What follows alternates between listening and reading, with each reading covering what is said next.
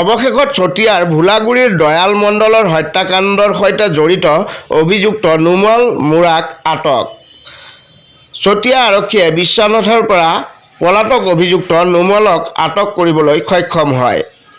চতিয়াত যোৱা 22 এপ্ৰিলত পূব ভোলাগুৰিত মাটিৰ তলত পুতি থোৱা অৱস্থাত উদ্ধাৰ হৈছিল দয়াল মণ্ডলৰ মৃতদেহ।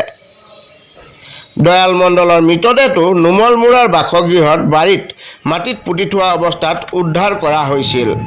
এই মুহূৰ্তত অভিযুক্ত নুমল মুৰাৰ হত্যাকাণ্ডৰ সম্পৰ্কত আটক কৰি ৰাখিছে আৰু জেৰা অব্যাহত ৰাখিছে আৰক্ষীয়ে।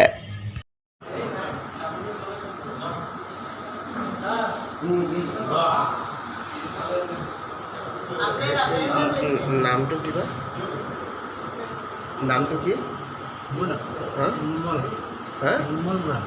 নুমল মুৰাক ন? মুৰাক ন?